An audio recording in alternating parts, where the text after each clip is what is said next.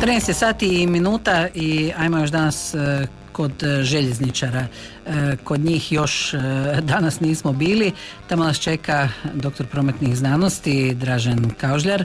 Želim vam dobar dan. Dobar dan i vama. Sad, nazvala sam vas zato što ćemo par riječi reći o divljim prijelazima preko željezničke pruge, jer prosječno svakih 20 sekundi jedna osoba prijeđe preko pruge, a svaka tek 16. osoba koristi regularan put kroz, recimo, pothodnik uz ulicu Oranice, o kojoj danas govorimo, ali govorimo i o drugim takozvanim divljim prijelazima, a vlak tamo prolazi prosječno svake 3 minute. O željeznici, o sigurnosti, zašto baš ovih dana? Zato što je Opća skupština Ujedinjenih naroda proglasila globalni tjedan sigurnosti na cestama. On je već bio, ali te teme koje je pokrivao se mogu svakog dana spominjati i o njima govoriti. Upravo tako, slažem se sa tim. I ovaj slučaj, iako je vezano za željeznicu, a riječ je o globalnom tjednu sigurnosti cesta, dijelom se može pokrivati zbog toga što je željeznička pruga mahom razvojem gradova postala prepreka ljudima za svakodnevnu komunikaciju, tako da ima niz divljih prelaza kako u Hrvatskoj, tako i u drugim zemljama. Nismo mi tu nešto drugačiji od ostalih, ali brojke nisu dobre. Tako se može reći da u proteklih 5 godina je 56 osoba smrtno stradalo zbog nedozvoljenog hodanja po pruzi, a 44 osobe su teže ozlijeđene. To je čak, kad se gleda ovih smrtno stradalih, 70% više nego na željezničko-cestovnim prijelazima.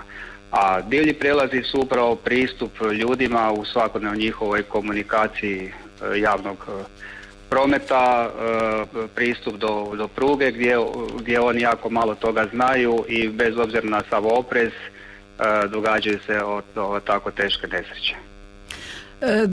Ne mogu reći da je svugdje prilaz recimo dostupan, ali isto tako svaki put pomislim kad vidim ljude na takvim divljim prijelazima,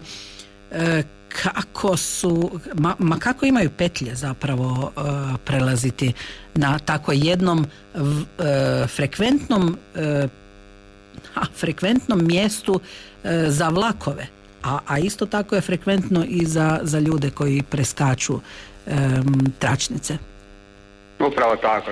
Mi u Safety Guru institutu stavljamo čovjeka u središte prometnog sustava i bavimo se ljudima i njihovim ponašanjem, zašto oni takve stvari rade, i ova akcija koju smo organizirali ovu subotu 11. svibnja uz potok Prapčak, tamo uz ulicu Oranice, je zbog toga što je to frekventno i po pitanju broja vlakova, ali i po pitanju prelazaka preko pruge. Tamo smo, osim što smo im pokušali preventivno govoriti o opasnostima, pitali smo ih zašto to rade, kako to da se odlučuju na tako opasne korake, i pokušavamo naći rješenja koja će utjecati na bolje rješavanje cjelokupnog problema, a definitivno oni govore da im je prolaz kroz pothodnik prilično neprihvatljiv, osobito za starije osobe i one koji se žure na posao. To im znači 10 do 15 pa nekome do pola sata više vremena nego da idu na rizik i da pređe prugu. Recite mi, molim vas, što je to Safety Guru institut?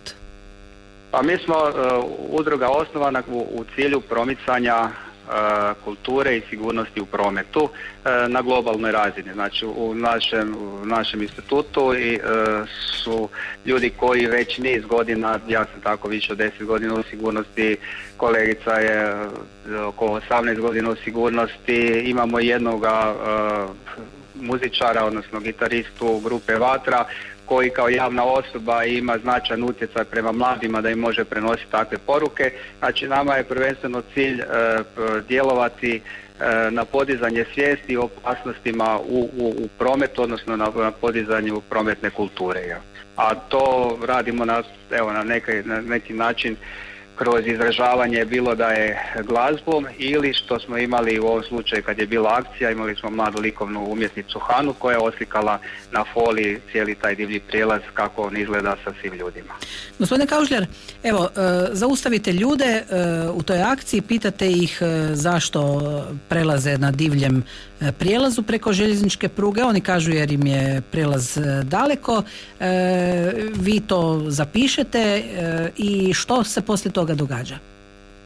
Pa onda idemo na sljedeće. Znači, ovo nam je bila prva akcija s kojom snimamo si stanje. Ima takvih značajnih prijelaza i tamo kod studentskog kampusa.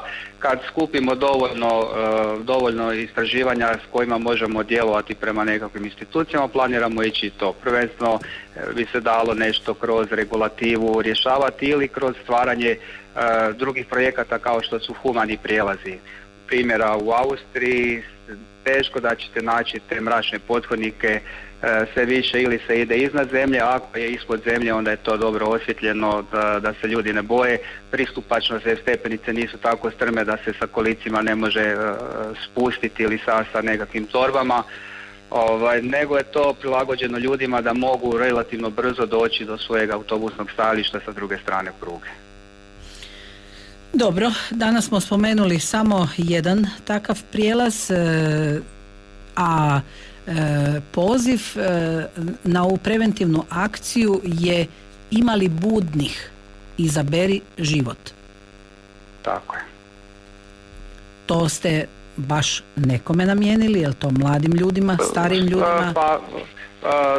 Mi smo dosta usmjereni prema mladima, odnosno imali smo i u svojem željezničkom iskustvu dosta edukacija gdje smo išli u osnovne škole pa i u vrtiće, gdje ih pokušamo upoznati sa željezničkim sustavom, a posebno naglasak dajemo na slušalici, na mobitele u prometu koji evo u cestama kad vidite povećanje i prošle godine za 9,4% korištenja mobilnih uređaja za vrijeme vožnje, a to se isto tako događa na pruzi. Znači prilikom ovog istraživanja bilo je oko 15% mladih osoba koji su koristili mobitel i slušalice dok su prelazili prugu. Da. To je priča za sebe, tako je. Tako je. Hvala vam lijepa, Dražen Kaužljar je bio s nama. Lijepo vas pozdravljamo, hvala do slušanja. Hvala na pozivu, do slušanja.